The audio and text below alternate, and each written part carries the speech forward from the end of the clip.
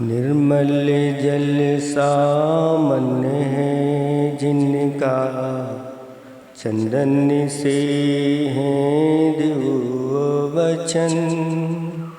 अक्षत सम अक्षत है श्रद्धा, सुमनों सा सुंदर है तन। नैवेद्य चरित्र ज्ञान है दीपक, वसु विधि करते धूप दहन।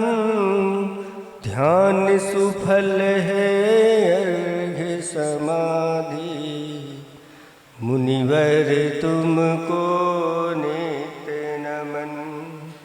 अनर्घ पद को पाने गुरुवर, मेरा अर्घ समर्पित है। एक जीवन क्या सौ सौ जीवन, गुरुवर तुम्हें समर्पित है। ऋषिवर तुम्हें समर्पित है। देवादिदेव 1008 खांडू कॉलोनी के श्रेयांसनाथ भगवान की, देवादिदेव 1008 वर्तमान शासन नायक महावीर भगवान की, परम पूज्य 108 आचार्य पिवर गुरुवर श्री विद्यासागर जी महामुनिराज की, 3 कम 9 करोड़ मुनिराजों की, महाराज की, समस्त मुनि संघ की। धर्म स्नेही भव्य आत्माओं, जैसे ही बागड़ नगरी में या बागड़ प्रांत में प्रवेश किया, क्रम क्रम से सबकी भक्ति और उत्साह बढ़ता चला जा रहा है। सबकी अभी परीक्षा चल रही है। नंबर किसको मिलने वाले हैं देख लो। काटोल वाले भी बैठे हैं। किस प्रकार से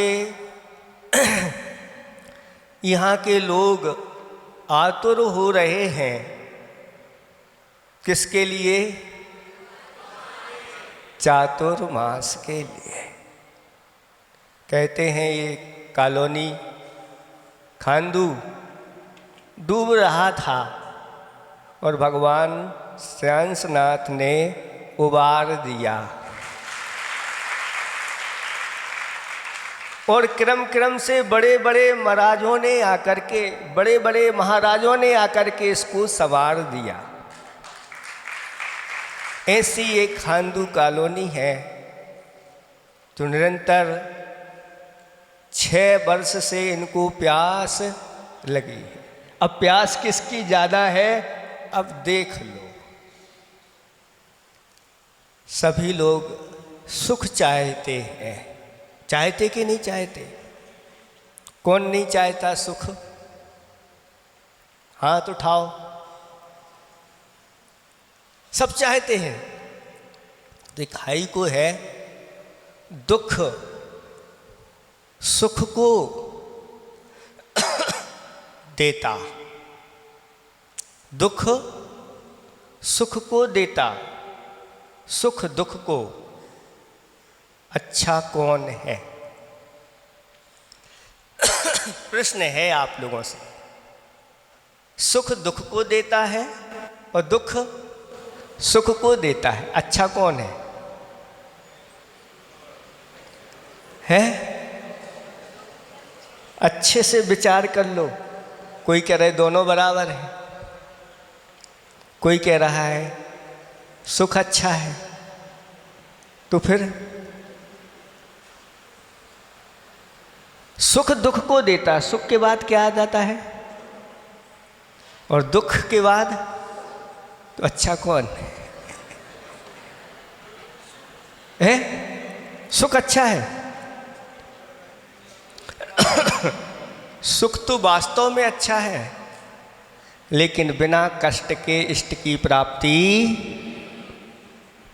आप हमेशा सुख चाहते रहोगे और कष्टों से दूर भागते रहोगे तो सच्चा सुख मिलने वाला नहीं है। ऐसा सुख जिस सुख के बाद फिर कभी दुख ना आए, ऐसा सुख सच्चा सुख होता है। और वह सुख कहाँ पर है? तो आचार्य भगवंतों ने कहा कि वह मोक्ष में है।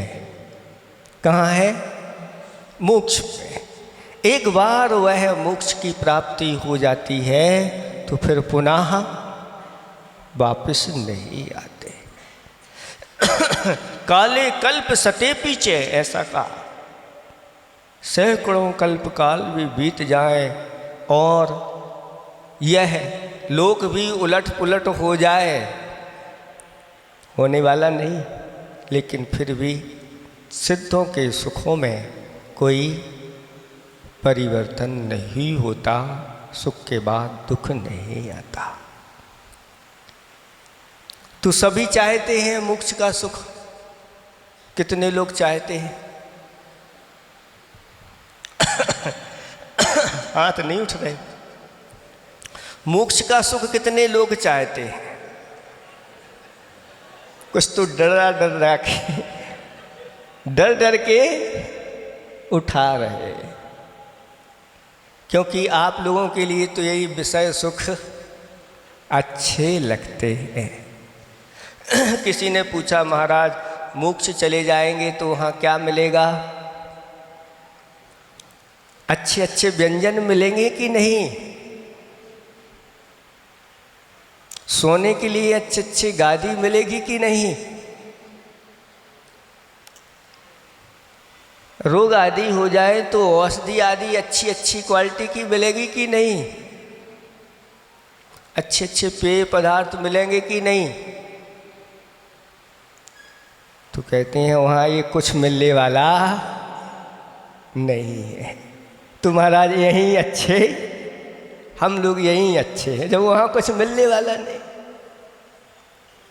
उस सुख की महिमा तो सम्यक दृष्टि जानता है।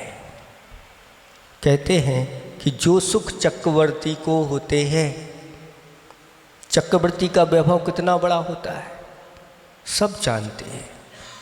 उससे भी असंख्यात गुणे या अनंत गुणे भी कहीं कहीं कहा गया है कि जगन्न भोग भूमि के जीवों को मिलता है। फिर उससे भी बढ़कर के असंख्यात गुणा मध्यम भोग भूमि के जीवों को सुख मिलता है। फिर उससे और आगे उत्तम भोग भूमि के जीवों को सुख मिलता है। फिर उसके बाद व्यंतरों का नंबर आ जाता है, फिर भवनवासी और फिर ज्योतिषी, इनका सुख बढ़ता चला जाता है। फिर क्रम से बढ़ते चले जाओ तो ऊपर जो प्रथम स्वर्ग से लेकर के 16वें स्वर्ग तक ये सुख की असंख्यात गुणित यह क्रम बढ़ता चला जाता है। फिर उससे आगे 9 ग्रेविक के अहमेंद्रों को मिलता है, उसमें भी जगन्न, मध्यम और उत्कृष्ट। फिर उसके बाद अनुदिश वालों का नंबर आ जाता है। फिर उसमें भी अनुत्तर वालों में 4 अनुत्तर होते हैं, उनका नंबर आता है। और उन सब से बढ़कर के सर्वार्थ सिद्धि के देवों को सुख मिलता है। और इनको जो सुख मिलता है, कहते हैं कि उनसे भी ज़्यादा सुख एक मुनिराज जो शुद्धोपयोग में लीन होते हैं उनको मिलता है। और उससे भी बढ़कर के सुख जिनको अनंत चतुष्टय की प्राप्ति हो गई है उनको मिलता है। और उन सब का सुख मिला लो और उनसे भी अनंत गुणा सुख सिद्ध परमेष्टि को प्राप्त होता है। अब कौन सा सुख आप लोगों को चाहिए? कहते हैं वर्तमान में जो सिद्धों का सुख सर्वश्रेष्ठ सुख है, इसकी श्रद्धा करता है, ऐसा वह प्राणी इस कलिकाल में भव्य है, ऐसी संज्ञा दी गई है। विश्वास होना चाहिए और विश्वास की कमी है, इसलिए आप लोगों के हाथ अच्छे से नहीं उठ रहे। मोक्ष की प्राप्ति कैसे होती है? तो कहते हैं मोक्ष न आत्म ज्ञान बिन। मोक्ष की प्राप्ति आत्मा के ज्ञान के बिना नहीं होती है।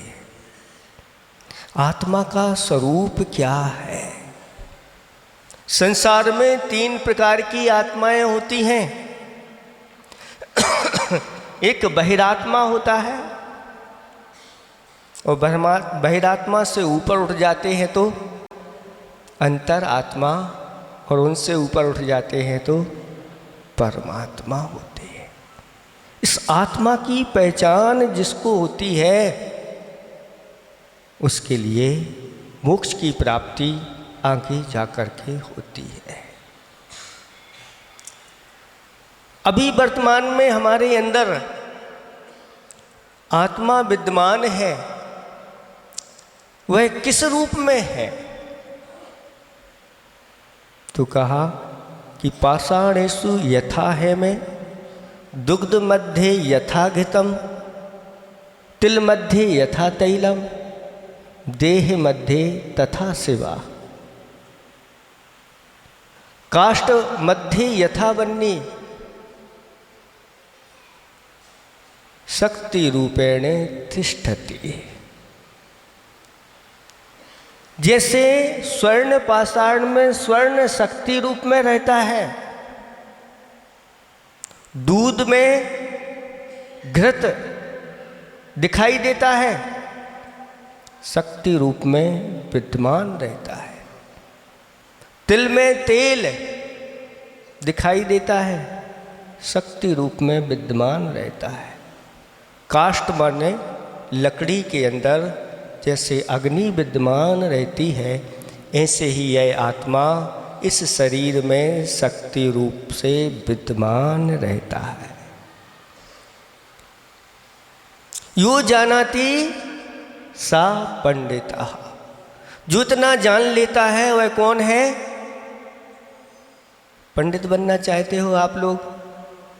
4 महीने की जरूरत नहीं, आज ही सबको पंडित बना देते हैं।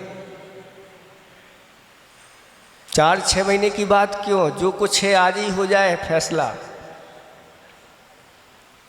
बहुत जल्दी पंडित बन जाओगे, ऐसा कहा गया है। यो जानाति सा पंडिता, वही पंडित है, वही ज्ञानी है, वही विवेकी है जो ऐसा जानता है कि इस शरीर में शक्ति रूप से आत्मा विद्यमान रहता है। अभी ये परमात्मा नहीं है। जिस दिन इस शक्ति की व्यक्ति हो जाएगी, उस व्यक्ति की आगे जाके मुक्ति हो जाएगी। पहले शक्ति को पहचानो। इस शक्ति को हम भूल चुके हैं। हम कौन हैं? हमारा वास्तविक स्वरूप क्या है?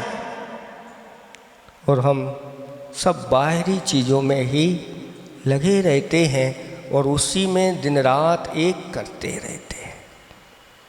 नरकों में यह जीव चला जाता है तो अपने आप को नारकी, तिरंचों में चला जाता है तो अपने आप को तिरंच, मनुष्यों में उत्पन्न होता है तो आपसे पूछते हैं आप कौन हैं, तो कहते हैं मनुष्य। और मनुष्यों में भी अनेक प्रकार की जातियां और सरनेम आदि हो जाते, तो हम वो इस प्रकार से करते चले जाते। देवों में उत्पन्न होते तो मैं देव हूँ, मैं इंद्र हूँ, मैं अहमिंद्र हूँ, आदि आदि इस प्रकार की कल्पना चलती रहती है। लेकिन वास्तविक स्वरूप हमारा क्या है, तो कहते हैं जो सिद्धों का स्वरूप है वही वास्तविक हमारा स्वरूप है। लेकिन अनादिकाल से हम कर्मों से लिप्त होने के कारण से आज हमारा स्वरूप शुद्ध स्वरूप से भिन्न रूप में है। जिस प्रकार दूध में से घी की प्राप्ति होती है, उसको जमा दिया जाता है, मथ लिया जाता है, आगे जाके नवनीत की प्राप्ति होती है, फिर उसको अग्नि पर तपाया जाता है तो वह जाकर के घृत बन जाता है।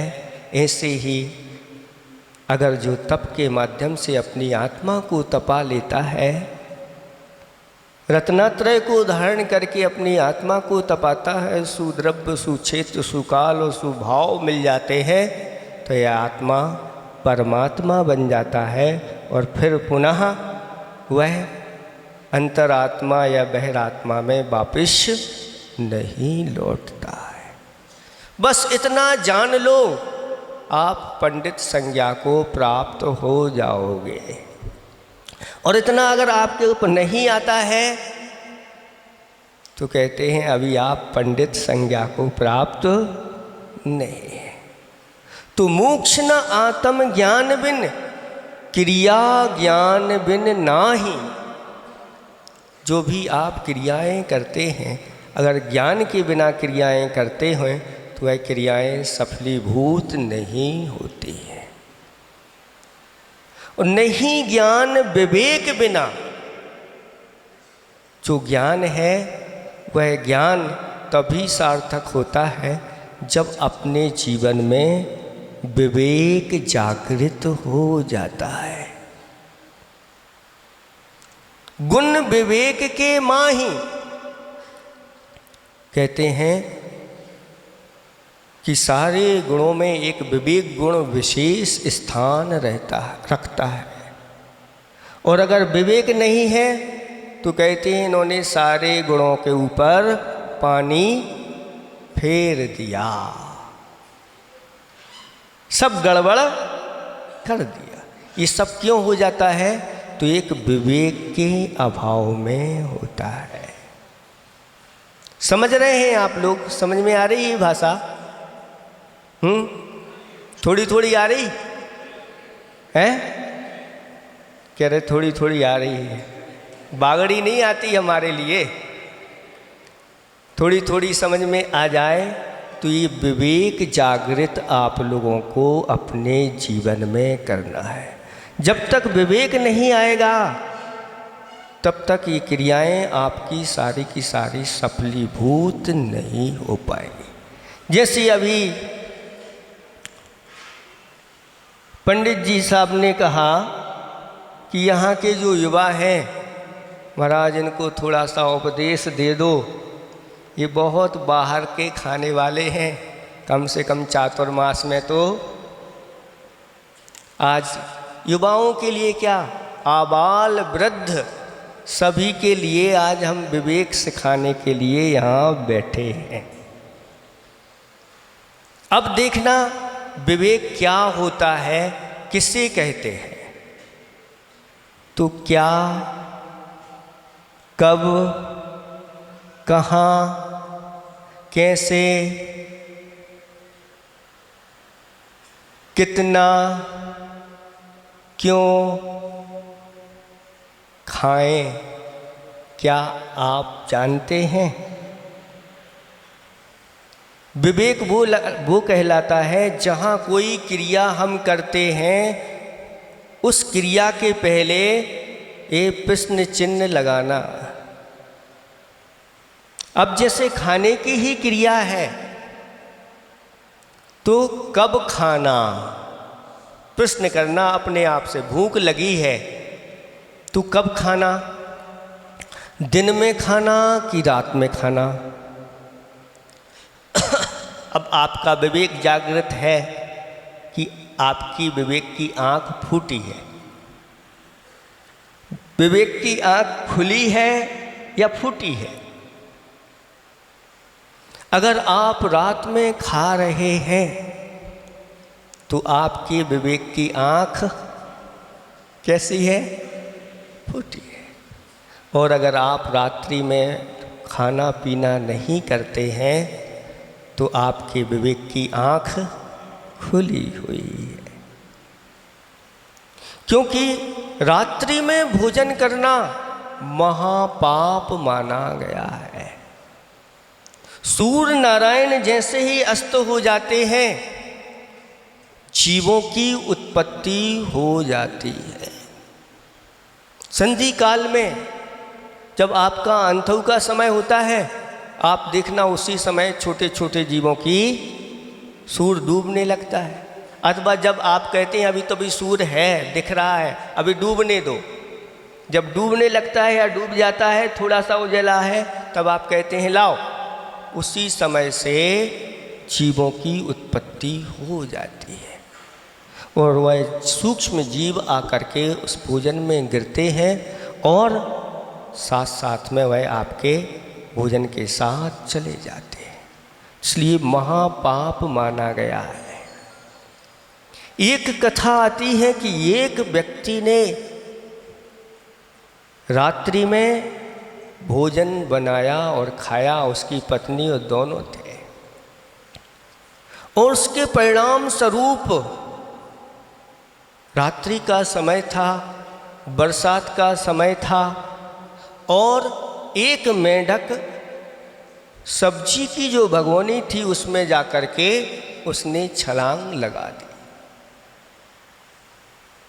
और जो रोटियां थी उनमें घी लगाया हुआ था, उसमें बहुत सारी चींटियां लग गईं। उसने उस रात्रि में भोजन किया, उसके परिणाम स्वरूप ऐसा पाप का संचय किया कि वह मर करके उल्लू बना।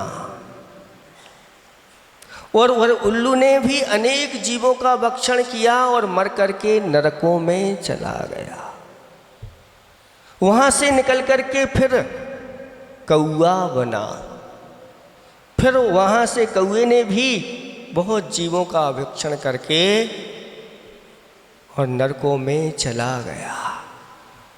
और वहाँ से निकल करके फिर वह बिलाव बना, उस बिलाव ने अनेक जीवों का भक्षण किया, फिर नरकों में चला गया। फिर वहाँ से निकल करके सांबर नाम का एक जंगली जानवर हुआ और फिर मर करके नरक में चला गया। फिर वहाँ से नरकों के दुख, अनेक प्रकार के नरकों के दुख होते हैं।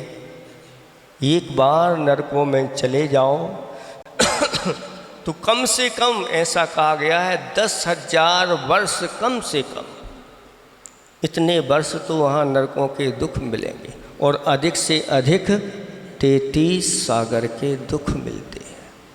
वहाँ की गर्मी ऐसी पड़ती है कि लोहे का गोला मेरू के समान छोड़ा जाए तो वह पिघल जाता है, और ठंडी ऐसी पड़ती है कि पिघला हुआ वह लोहा जम जाए।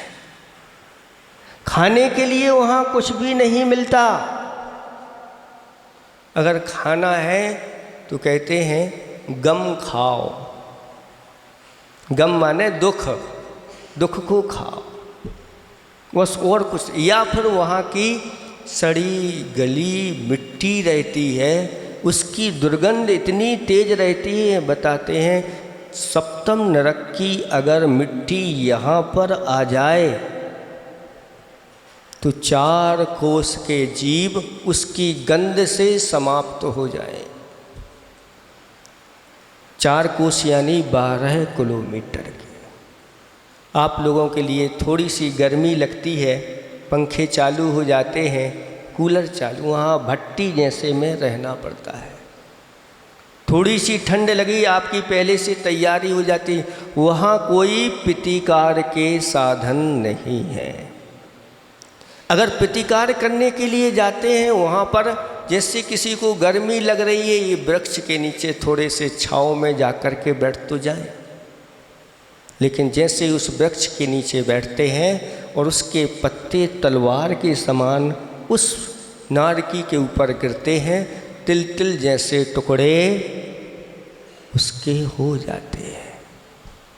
प्यास लगती है, पानी पीने के लिए वहाँ पर एक नदी है जिसका नाम बैतरणी नदी है, और जैसे ही पानी पीने के लिए जाते हैं वह खून और पीप की नदी होती है, और उसका जैसे ही उसमें अगर हाथ डालो तो हाथ भी गल जाते हैं, ऐसी एसिड उसकी होती है।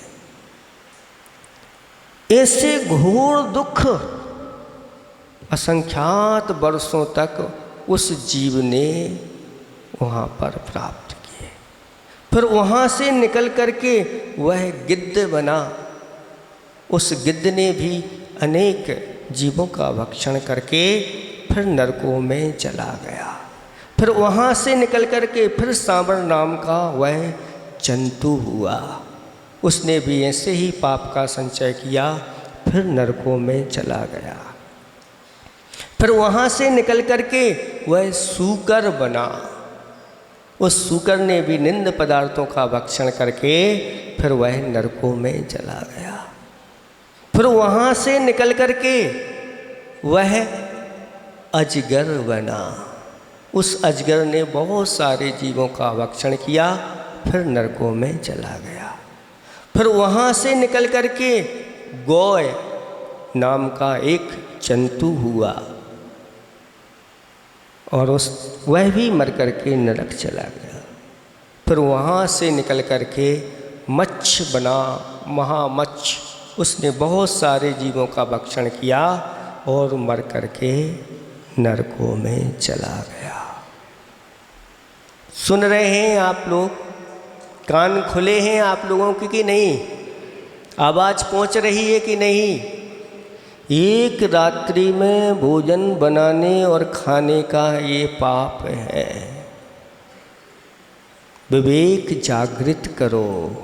अगर ये विवेक जागृत हो गया तो जीवन सफल हो जाएगा, नहीं तो कहाँ पहुँचेंगे भरोसा नहीं है। महाराज ये मनुष्य जीवन तो खाने को मिला है, जितना है खा लो खा लो,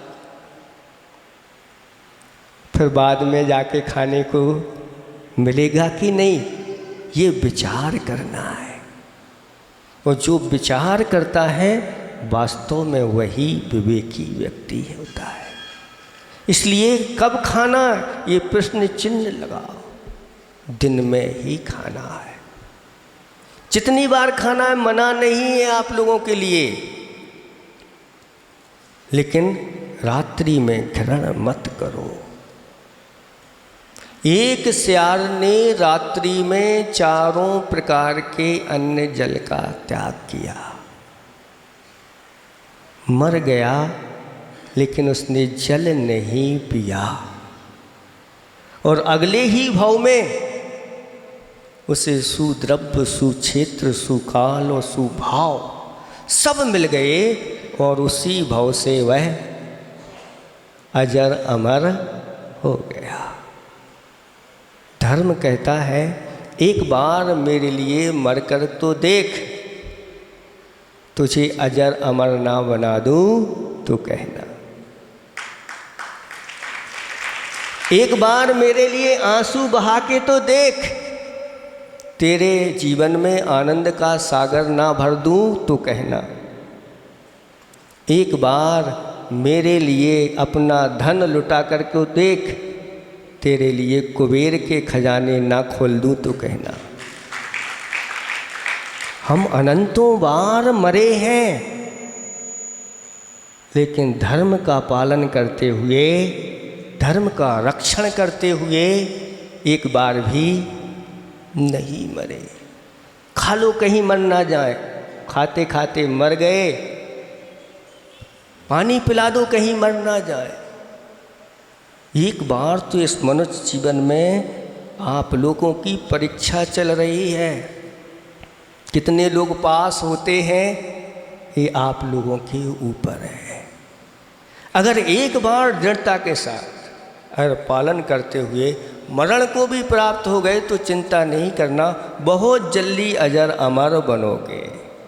सीधे यहाँ से जाकर के अमर बन जाओगे, देव पद प्राप्त होगा। फिर वहाँ से नीचे आओगे, संसार के इन चक्रों के परिभ्रमणों से आपको छुटकारा मिल जाएगा। लेकिन आपको अपने मन को समझाना है बस।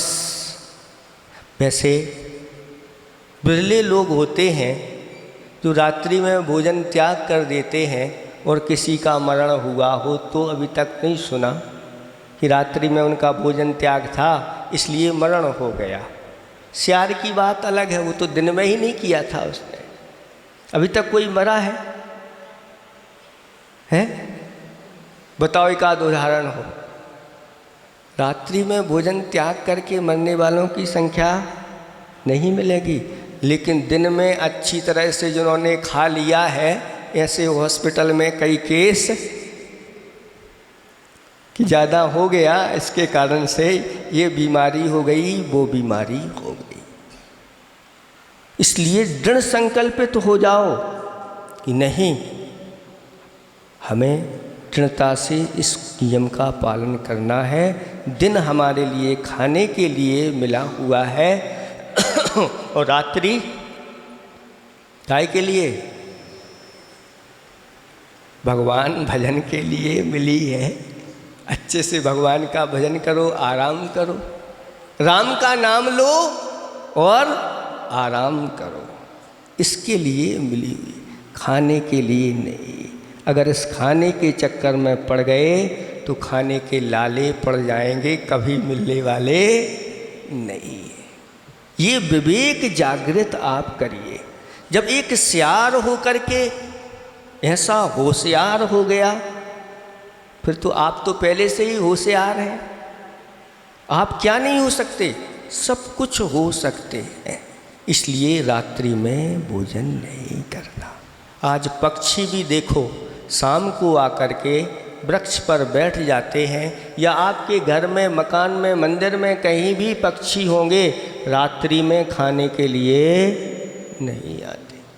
उजिला भी कर दो तो भी, दाने डाल दो तो भी खाने के लिए नहीं आते। फिर आप लोग इस प्रकार से क्या हो गया आप लोगों को? क्या उसके बिना चलेगा नहीं? जब महाराज लोग एक बार भोजन करके और इंदौर से निरंतर गर्मी में चलते हुए आ रहे हैं और एक बार ही पानी, दूसरी बार कुछ नहीं, और देखो आपके सामने प्रसन्नता के साथ पाँव में छाले पड़ गए तो भी निरंतर अपनी गति को बढ़ाते चले जा रहे हैं। एक बार इन मुनिराजों को स्मरण कर लो, याद कर लो, आपका नियम बहुत अच्छी तरह से पालन होगा।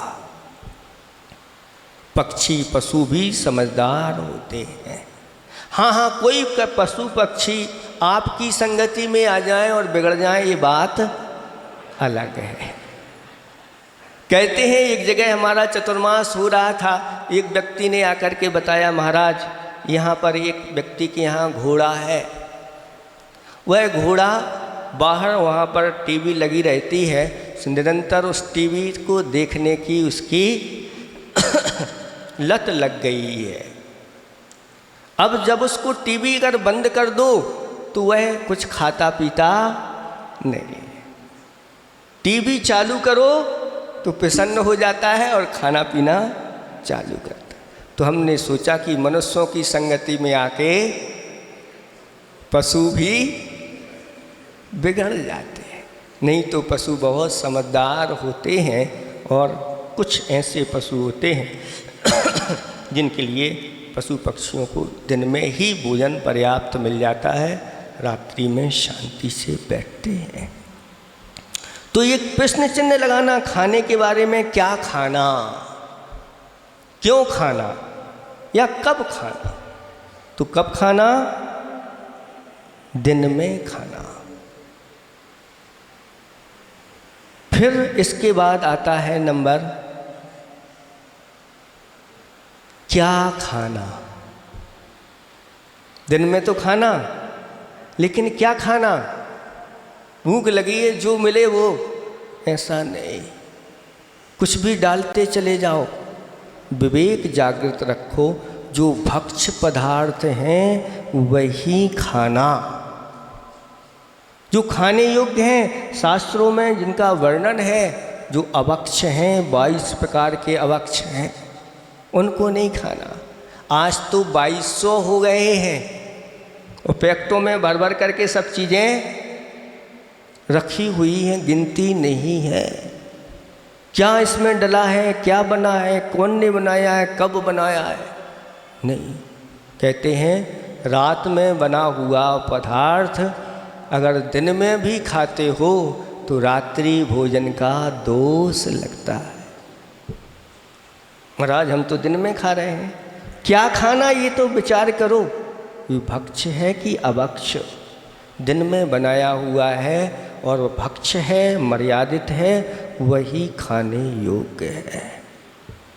आजकल ऐसी ऐसी वस्तुएं आ रही हैं जिनमें मांसाहार रहता है और आपकी उन वस्तुओं में डाल दिया जाता है। आपको बहुत आनंद आता है, टेस्ट आता है, आपको भी पता नहीं क्या डला है, लेकिन बहुत अच्छा बना हुआ है। लेकिन ऐसी वस्तुएं खाने से आगे जाकर के आपके लिए जिह्वा मिले कोई भरोसा नहीं है। एक इंद्रियों में जाकर के भी उत्पन्न हो सकते हैं इस जिह्वा इंद्री के लोलुपता के कारण से। इसलिए क्या खाना? तो जो भक्ष्य है वही खाना। नरक के 4 द्वार जैनेतर ग्रंथों में लिखे हुए हैं। प्रथमम रात्रि भोजनम, द्वितीयम परस्त्री सेवनम, तृतीयम तीसरा कंदमूल भक्षणम। सुन रहे हैं आप लोग? कंदमूल जानते हैं? कंद कहलाते हैं आलू आदि और मूल कहलाते हैं मूली आदि। ये कंदमूल भक्षणम ये नरक के द्वार लिखे हुए हैं। और संधानकम अचार, मुरब्बा, जितना पुराना होता चला जाता है उतने ही उसमें जीवों की उत्पत्ति बढ़ती चली जाती। ये नरक के द्वार है। आप समझ रहे हैं हम तो भगवान का अभिषेक पूजा आदि कर रहे हैं, हमारी इधर हम भगवान का अभिषेक पूजन आदि कर रहे हैं, वहाँ जाकर के अभक्ष्य भक्षण कर रहे हैं, सब बराबर हो जाएगा। सुरक्षित हो जाओ, नहीं तो यहाँ तो आप पुण्य संचय क्या कर रहे हो? पुण्य संचय कितने समय के लिए करते हो? आधे घंटे के लिए। और पाप का संचय बाकी समय तो निरंतर चलता रहता है। तो क्या खाना?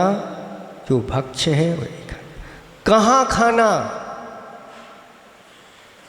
बताओ कहाँ खाना? होटल पे खाना, ठेले पे खाना, कहीं बाहर जाकर के कहाँ खाना? कुछ कह रहे हैं घर पे खाना।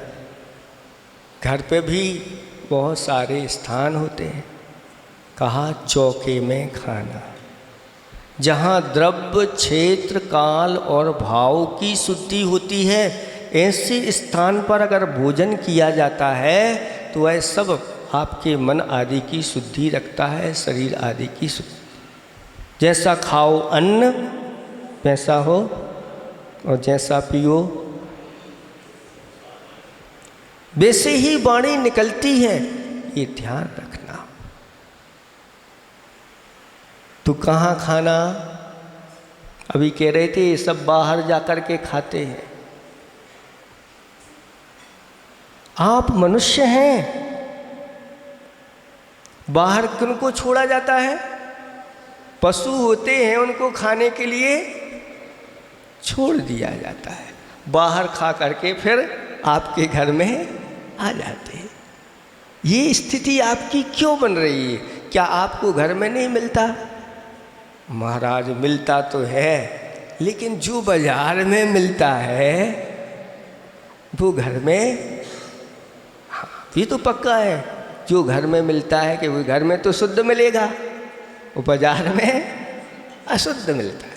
और आपको खाने की आदत अशुद्ध की पड़ गई है, इसलिए कहते हैं कि जो घर में मिलता है वो बाजार में नहीं मिलता। लेकिन नहीं, घर में खाना यही आगम की वाणी है, सब चीज़ें। लेकिन कहाँ चले जा रहे हैं हम?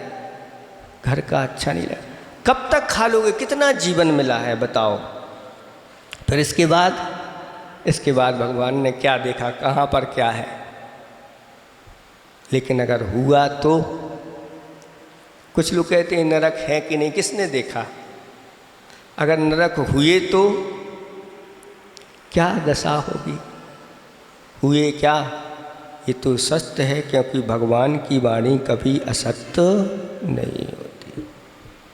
तो कब खाना, क्या खाना, कहाँ खाना, कैसे खाना, एक और है। बताओ कैसे खाना? खड़े खड़े खाना कि बैठे बैठे खाना? प्रश्न हल करते चले जाओ आप लोग जल्दी से, बस समय होने वाला है। खड़े होकर के खाना कि बैठ के खाना? कितने लोग बैठ के खाते हैं? नियम है, एक दो चार ही हाथ दिख रहे हैं, बस बहुत कम है, बाकी तो सब कहाँ जा रहे हैं आप लोग? भेड़ सी चाल, सुनो, भेड़ सी चाल, गधों में सिंह मिला, सिंहों में गधा। क्या है इसका अर्थ? ये हाइकू अभी अभी तैयार हुआ बैठे बैठे।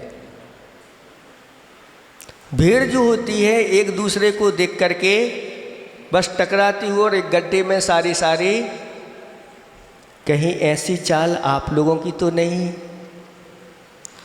दूसरी एक दौड़ होती है, एक सिंहों की दौड़ है और एक गधों की दौड़ है। दो दौड़ें प्रारंभ हुआ यूं कि एक सिंह गधे की लाइन में लग गया और वहां से एक गधा सिंहों की दौड़ में शामिल हो गया और दोनों की दौड़ हुई तो गधों की दौड़ में सिंह क्या हो गया? प्रथम नंबर में आ गया और उसको सम्मान किया गया कि ये गधों में महागधा है, सबसे बड़ा गधा है, फर्स्ट आया है। कौन था वह? सिंह था। और गधों की सिंहों की दौड़ में जो एक गधा था वह शामिल हो गया तो उसको भी देख करके लोगों ने कहा, देखो सिंह दौड़ रहे हैं, गधा भी सिंह बन जाता। ये सब संगति का प्रभाव पड़ता है। अच्छे लोगों की संगति में अगर दुर्जन भी आ जाते हैं, पंडितों की सभा में एक दुर्जन आकर के भी बैठ जाता है तो कहते हैं ये पंडितों की सभा है। और दुर्जनों की संगति में एक पंडित बैठ जाता है तो दुर्जनों की सभा है। ये सब संगति का प्रभाव है। इसलिए आप लोग विचार कर लो कि क्या कर रहे हो। खड़े होकर के खाने के लिए आप लोगों को शास्त्रों में नहीं लिखा, सिर्फ मुनि राजों के लिए ही आज्ञा दी गई है। तो आप लोग क्या मुनिराज हैं? फिर खड़े खड़े क्यों खाने लगे? किसने पढ़ा दिया? कौन से स्कूल में पढ़ के आए आप लोग हैं? क्यों खाने लगे? क्या कभी गुरुओं से पूछा कि महाराज ऐसा करना चाहिए? नहीं, आप लोग बिना ये देखा देखी करते करते ये सब चीज़ें होने लगे। मुनिराजों के लिए इसलिए अनुमति दी गई है कि जब तक इन जंघाओं में दम है, खड़े होने की शक्ति है, तभी हम भोजन करेंगे, तभी तक। और जिस दिन खड़े होने की शक्ति नहीं, उसी दिन से चारों प्रकार के अन्न जल का त्याग है। क्या ऐसा संकल्प आप लोगों का है? नहीं है तो फिर खड़े खड़े क्यों? आप मुनिराज तो है नहीं, और मनुष्य जो बैठ कर के भोजन करते हैं तो वो भी आप नहीं हैं। अब कौन बचे? कौन खड़े खड़े भोजन करते हैं? बताओ, आप ही लोग निर्णय ले लो। नहीं तो आज से सबको संकल्प करना है कि बैठ करके ही भोजन करना है। अगर इस प्रकार की परंपरा आप आगे डालोगे, ये पाश्विक परंपरा है और आगे जाकर के वही पर्याय आप लोगों को प्राप्त होगी। इसलिए ये भारतीय संस्कृति रही है। लाखों करोड़ों अरबों वर्षों पहले से ही बैठ कर के भोजन यहाँ पर होता था। आज बाहरी हवा लग गई और आप लोग भी खड़े खड़े। कैसे खाना? बैठ कर के खाना, मांग करके खाना। आज वर्तमान में ये होती स्थिति, लोग मांगते हैं, ये दे दो भैया, ये दे दो। हाथ में ले लिया, क्या क्या ले लेते हैं? जितने भी हाथ में लेकर के मांग रहे हैं, ये सब, इन सबको भिखारी बना देते हैं। आप लोग बुलाते तो हैं आप लोग मेहमान के रूप में, आओ आपके लिए सब सुविधा है, सब खाने के लिए, लेकिन प्लेट हाथ में लेकर के भैया, बताओ ये भारतीय सभ्यता है क्या? अपने कुल की मान, आन बान शान सब कुछ आप लोग नष्ट करते चले जा रहे हो और कह रहे हो महाराज हमें चातुर्मास चाहिए है। किनसे बताओ? सच्चा श्रावक क्या होता है, ये आप लोगों को सोचना है। एक बार यह दुर्लभ मनुष्य जीवन मिला है, अगर अपने हाथ से चला गया तो। इसलिए कोई बिना, पहले देखो बुलाते थे भोजन के लिए, सबको बिठाते थे, बिठाने के बाद सबको परोसा जाता था। परोसने के बाद भी हाथ जोड़ करके कहते थे भैया अब आप शुरू करिए, तो भी शुरू नहीं करते थे, एक व्यक्ति को खिलाते थे तब भोजन करते थे। आज तो आप पहुँचे नहीं, बस बनाने वाले भी वैसे ही और खाने वाले भी, बनाने वाले भी बिना नहाए बना रहे हैं, मुख में तम्बाकू गुटखा दबाए हुए हैं, जूता पहने हुए हैं, पसीना आ रहा है, और आप भी जूता चप्पल पहने हुए हैं।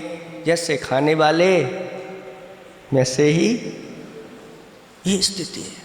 यहाँ तो भारतीय सभ्यता में बहुत सम्मान के साथ एक दोहा पड़ा था, रहीमन मोह न सुहाय अमी पियाबत मानु बिन, जो बिस देत बुलाए प्रेम सहित मरवो भलो। एक रहीमन कवि हुए हैं, वह कहते हैं कोई अगर हमारे लिए अमृत पिलाता है और बिना मान सम्मान के वो रखा है पी लो, तो मुझे अच्छा नहीं लगता। जो बिस देत बुलाए प्रेम सहित मरबो भलो।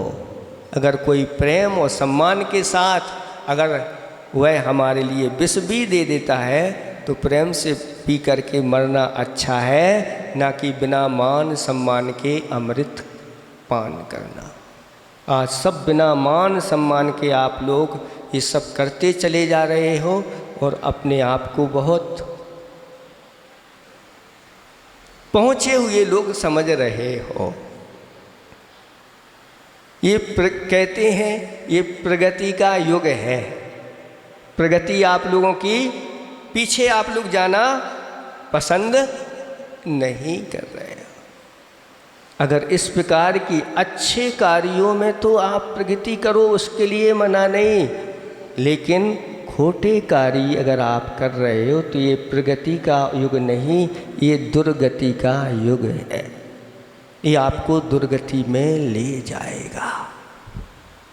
इसलिए मान सम्मान के साथ, विनय के साथ। देखो महाराज लोग कैसे आहार करते हैं। जब तक नवदा भक्ति नहीं होगी, आप दुनिया के अमृत भी ला करके रख दोगे तो महाराज पान करने वाले नहीं, भूखे रह जाएंगे। एक दिन नहीं मिले, 2 दिन नहीं मिले, कोई बात नहीं, समाधि भी हो जाए तो भी स्वीकार कर लें। बिना नवदा भक्ति के महाराज आहार करते हैं कि नहीं। इसी प्रकार आप लोगों की कुछ भी मान सम्मान मर्यादाएं हुआ करती हैं, ये सब आप लोग कहाँ गई, कहाँ चली गई। विचार आप लोगों को करना है। तो कैसे खाना, बैठ करके मौन पूर्वक प्रसन्नता के साथ अच्छी तरह से चबा चबा करके भोजन, जल्दी नहीं। ये विधि बताई गई है। महाराज इतनी फुर्सत कहाँ है, भोजन करने की फुर्सत ही नहीं, दुकान इतनी चलती है कि फुर्सत नहीं। तो ऐसे किस काम की वह कमाई कि खाने की ही फुर्सत नहीं, शांति से बैठने की फुर्सत नहीं। किसके लिए कमा रहे हो महाराज? शांति पाने के लिए कमा रहे हो, और शांति से एक दिन भी नहीं बैठ पा रहे हो तो कहाँ होगा, क्या होगा? ये विवेक आप लोगों को जागृत करना है। तो कब, क्या, कहाँ, कैसे, क्यों खाना, क्यों खाना बताओ। जीवन जीने के लिए खाना, जीने के लिए खाना कि खाने के लिए जीना, 2 बातें हैं। जीवन चलाने के लिए भोजन करना जरूरी है, खाने के लिए नहीं जीना। और कितना खाना? जितना आवश्यक है, जितनी भूख है उतना खाना, भूख से 1 ग्रास कम खाना। ये सब चीज़ें जो हैं अगर हमारे जीवन में आती हैं तो समझ लेना विवेक जागृत हो गया। और जब तक ये विवेक जागृत नहीं होगा वह आपके सारे गुणों के ऊपर पानी फेर देगा। तो मोक्ष न आत्म ज्ञान बिन क्रिया ज्ञान बिन नाही, नहीं ज्ञान विवेक बिना गुण विवेक के माही। नहीं विवेक जिन मत बिना, यह विवेक जिनेंद्र भगवान के मत के बिना कहीं मिलने वाला नहीं है। जिन मत जिन बिन माही, और जिन मत जिनेंद्र भगवान के बिना नहीं होता। मोक्ष मूल निर्मल महा, मोक्ष का अगर कोई निर्मल मूल है तो तिरुवन जिनवर माह। ये जिनेंद्र भगवान ही मोक्ष के मूल हैं। और जो इनकी शरण में आ जाता है, देव शास्त्र गुरु की शरण में आ जाता है, वास्तव में वह इनकी भक्ति पूजा आराधना करने वाला, इनके ऊपर श्रद्धा रखने वाला, ऐसा वह व्यक्ति फिर अपने जीवन को वह ऐसे ही विवेकवान बनाता चला जाता है। ये एक सिर्फ भोजन का उदाहरण दिया। ये सारे जो क्रियाएं आप करते हैं, उठना बैठना आना जाना बोलना सोना आदि आदि, व्यापार आदि जो भी करते हैं, इन सब में इन प्रश्नों को उठा करके आप हल करते चले जाओ। और अगर आपका ये प्रश्न पत्र हल हो गया तो आप पास हो गए, फर्स्ट क्लास पास। नहीं तो अनादिकाल से फैल होते आ रहे हैं। अब क्या करना है बोलो खांदू कॉलोनी वालों? हैं? इन प्रश्नों को उत्तर सही सही देना है कि नहीं, कि वो ही चलेगा? तो अपने जीवन को सुधार लो। हम हाथ नहीं उठवाएंगे, आप लोग ही हमारे पास आकर के महाराज अब इस प्रकार से हम संकल्पित होते हैं कि इस प्रकार के कार्य नहीं करेंगे तो बहुत अच्छा है। कितने लोग तैयार हैं? बहुत अच्छा, 2 4 10 हाथ उठ रहे हैं, बहुत अच्छा बहुत अच्छा। आपका जीवन ऐसे ही विवेकवान बने। महिलाएं तो बिल्कुल पीछे हैं, हैं? पीछे नहीं रहना है। कितना खाओगे, कब तक खाओगे? अनादिकाल से आज तक पेट भरा नहीं, हमेशा खाली रहता है। ऐसा करो, ऐसे नियमों का संकल्प करो, आगे जाकर के क्षुधा रोग पर हमारी विजय प्राप्त हो। अहिंसा परमो धर्म की। 2 मिनट सभी बैठेंगे।